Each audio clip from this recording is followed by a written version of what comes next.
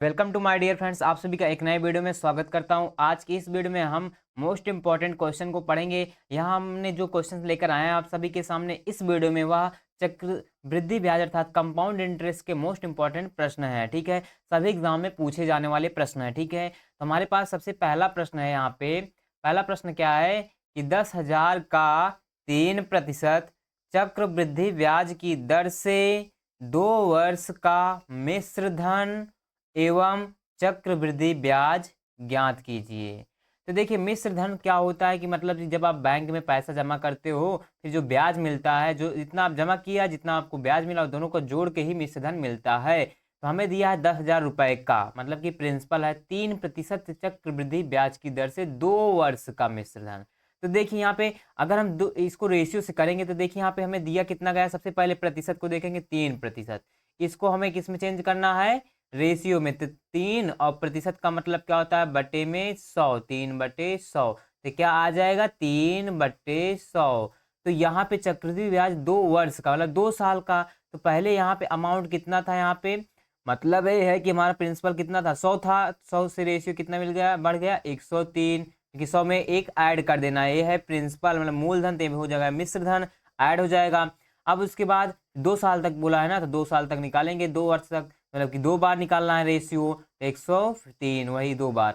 अब क्या करेंगे, इनका आपस में गुणा करेंगे। जब इसका गुणा एक ही करना में एक और 4 जीरो है, तो यहाँ पे 4 जीरो लगा देंगे। ठीक, अब जब 103 का इन सीधे सीधे का गुणा करना है, 103 गुणे 103 करना है। तो देखिए 3 त्रिका 9, 3 जीरो में जीरो, 3 का नाम 3, जीरो का 3 में गुणा करेंगे जीरो, जीरो का जीरो में जीरो, जीरो का नाम जीरो।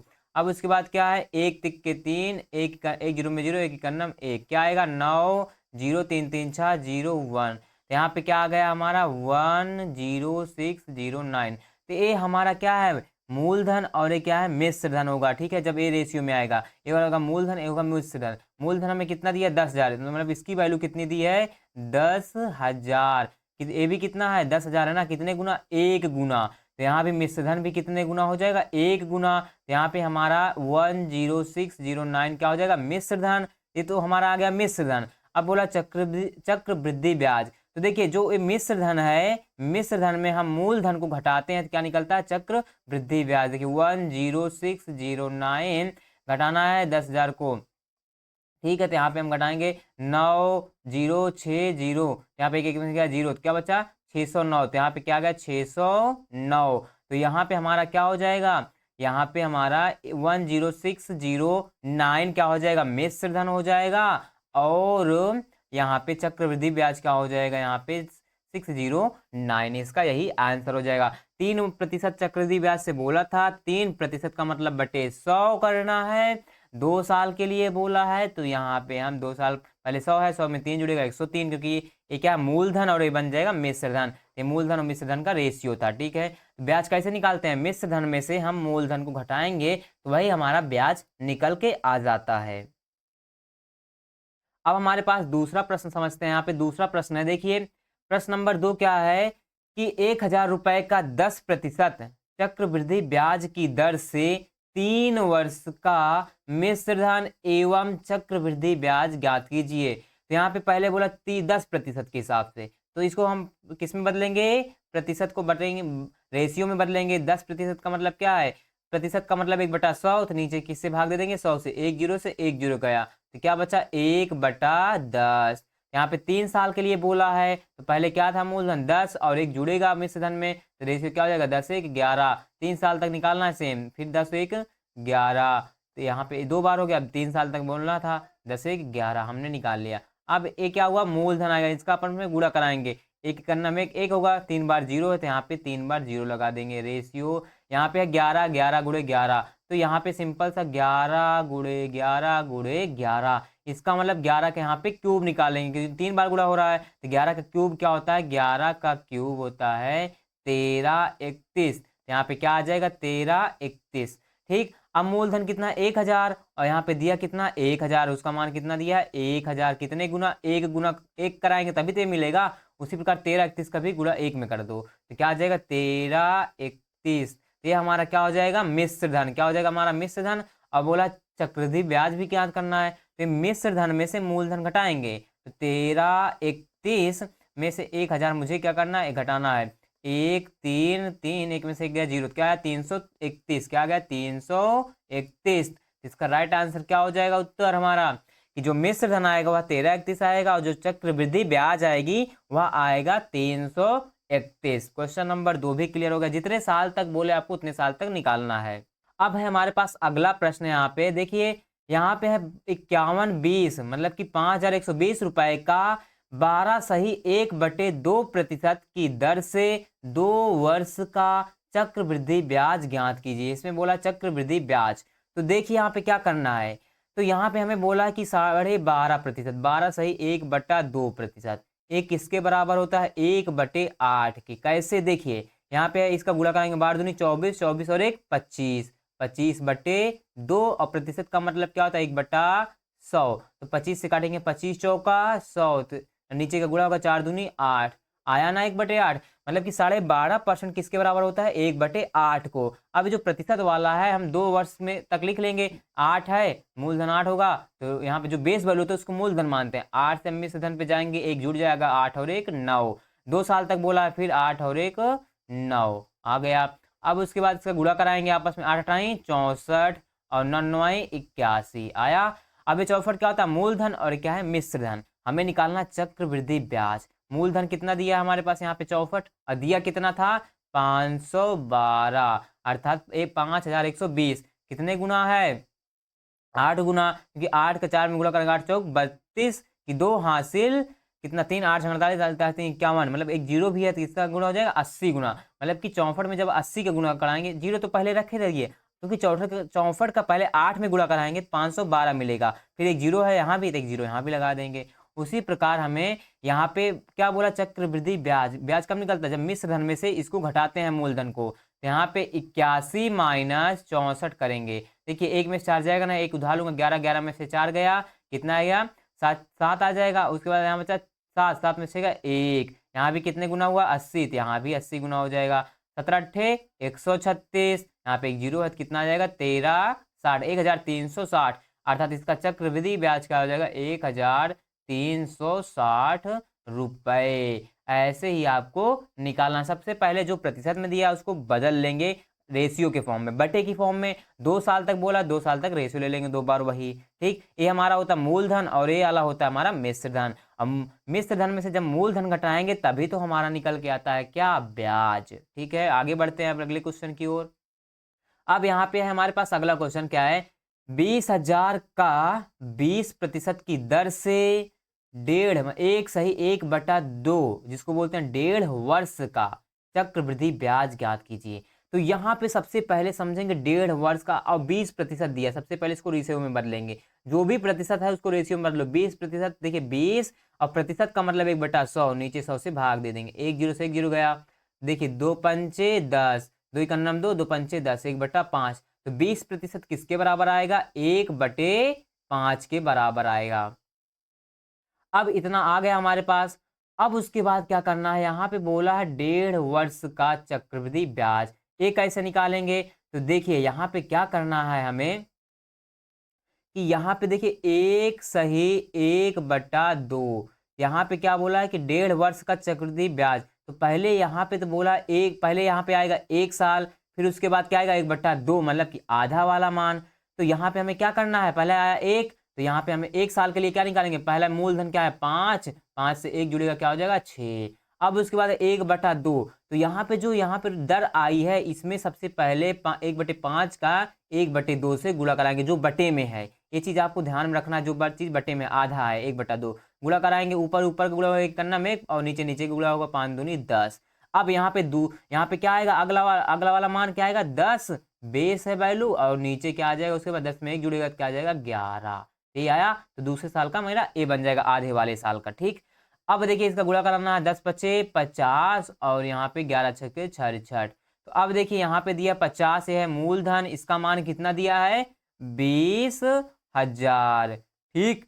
उसके बाद हमें कितना दिया 20,000। देखिए 1 जीरो से 1 जीरो काट देंगे, जब गुणा कराएंगे 5 का 4 बार गुणा करेंगे, 5 20, तो कितना है 400। मतलब ये है कि 20,000 हमें दिया है, ठीक। और यहाँ 50 का मान, तो 50 नीचे आ जाएगा जब बटे में, तो 1 जीरो से 1 जीरो कट जाएगा, 5 चौक 20, बचा ना 400। तो यहाँ पे कितने गुना हो रहा है, 400।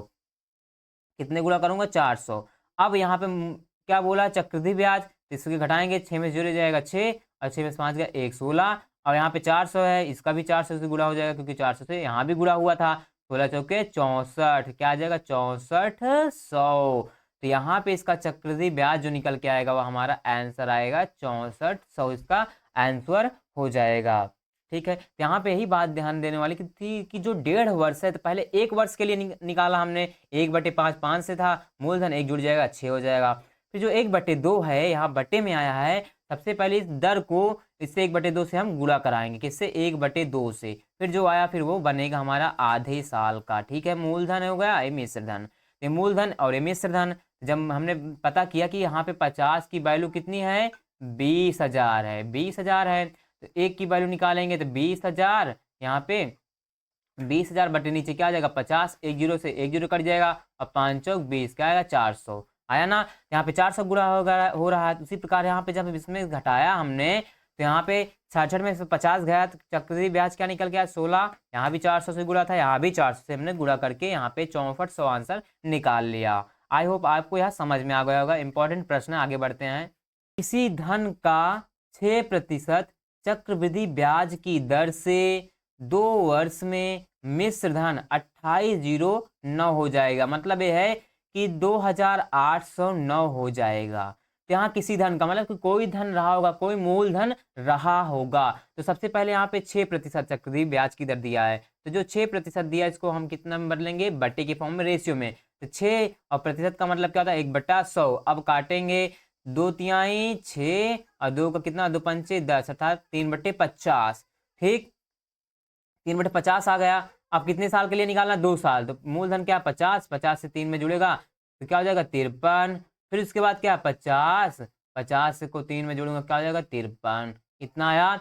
अब उसके बाद क्या करना है, यहाँ पे बोला है कि अब इसका गुणा करेंगे, 5 पचम 25, कितना है, 2500, क्योंकि 2 बार 0 2 बार 0 लिख लेंगे। अब उसके बाद इसका 53 का 53 से गुणा कराएंगे। देखिए यहाँ पे लिखते हैं 53 गुणे 53।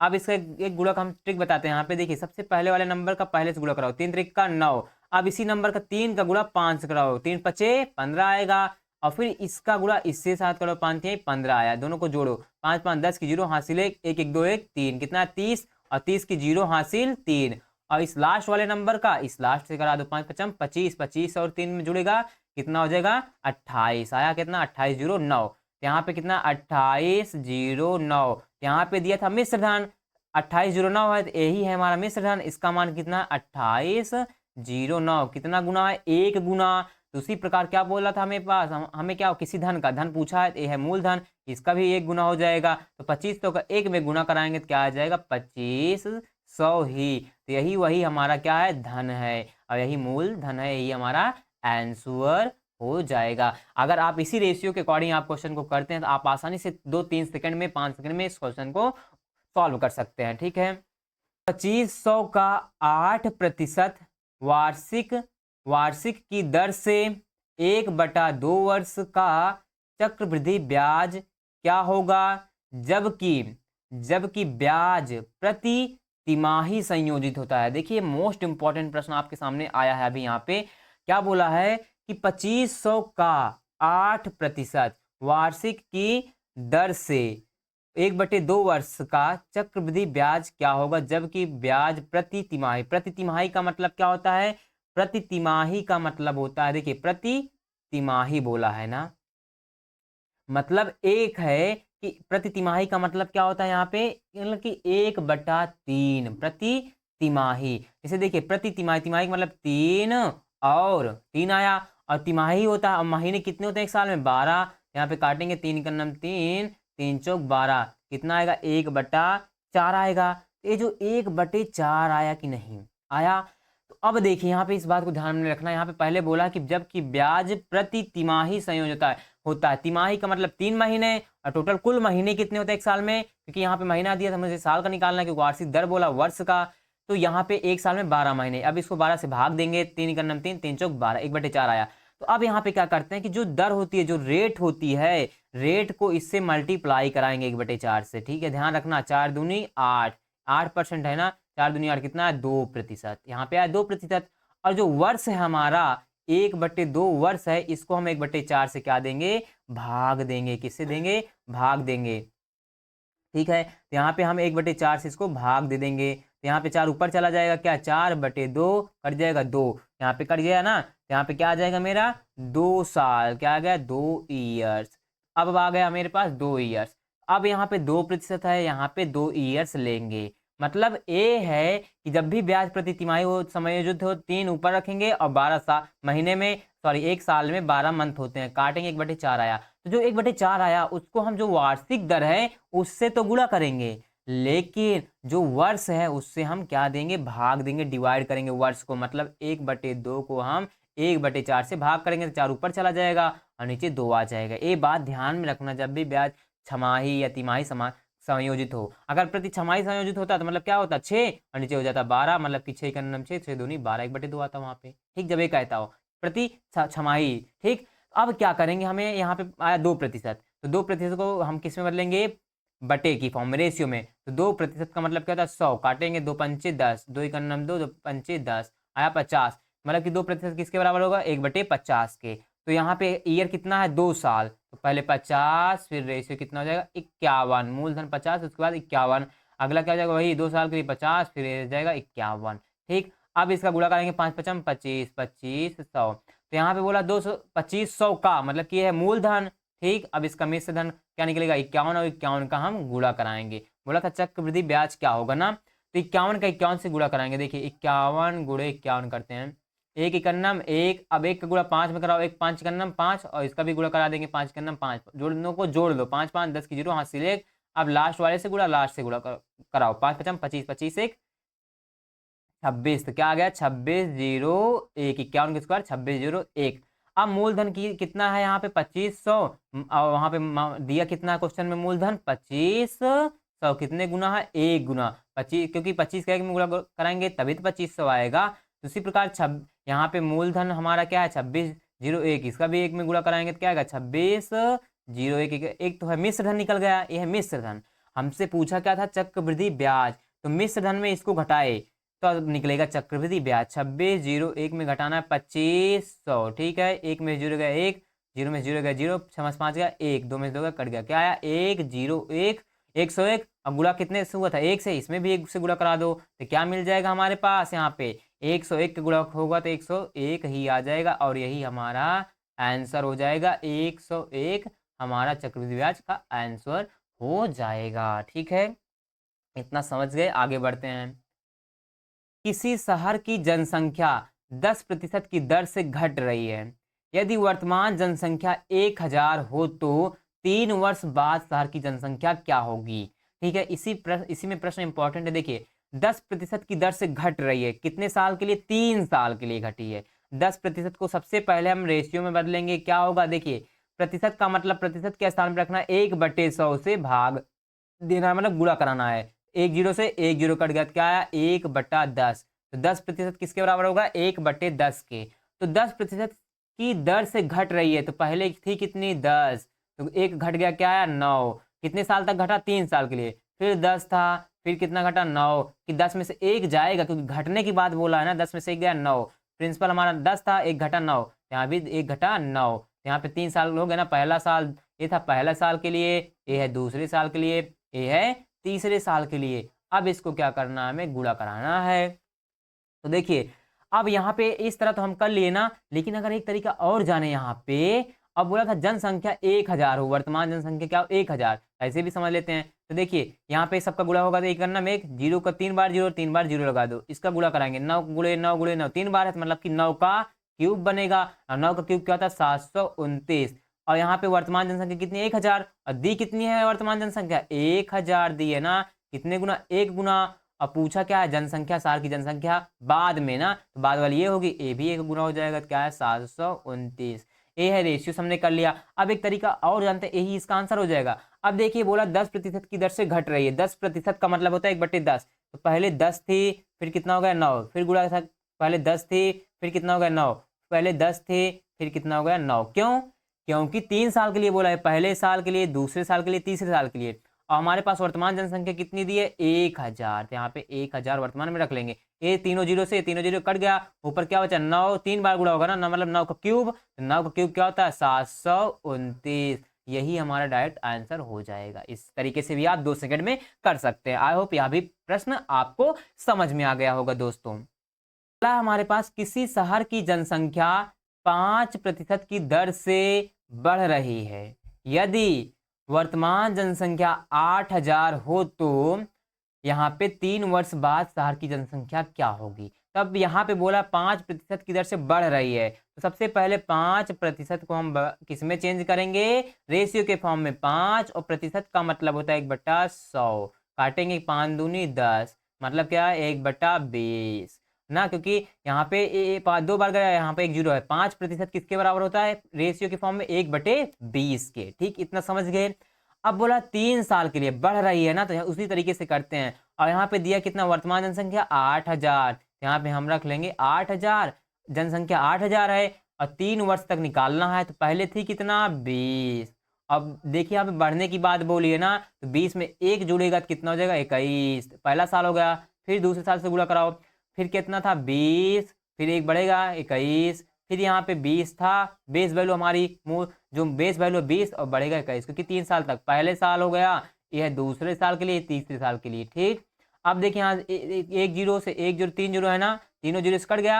यहाँ 2 दूना 4, 4 दूनी 8, तो यहाँ पे A2 से A8 भी कट जाएगा। ऊपर क्या बचेगा? 21 गुणे 21 गुणे 21, तो यहाँ पे सिंपल सा बन जाएगा 21 का क्यूब। देखिए 20 का क्यूब होता है 8000, 21 का क्यूब होता है 9261। क्या होता है? 9261। जब आप इसका गुणा कराएंगे 21 गुणे 21, क्योंकि एक करनम एक करनम एक, यूनिट डिजिट एक ही मिलेगा। 21 का क्यूब कितना होता है? 9261। यही हमारा आंसर हो जाएगा। तो दोस्तों आई होप आपको यह चक्रवृद्धि ब्याज तथा कंपाउंड इंटरेस्ट के मोस्ट इंपॉर्टेंट प्रश्न समझ में आए होंगे। आई होप अगर आपको यह वीडियो पसंद आई हो, इस वीडियो को जरूर लाइक करना और अपने दोस्तों के साथ शेयर करना। अगर आप हमारे नए चैनल पर हैं तो इस चैनल को जरूर सब्सक्राइब करने का।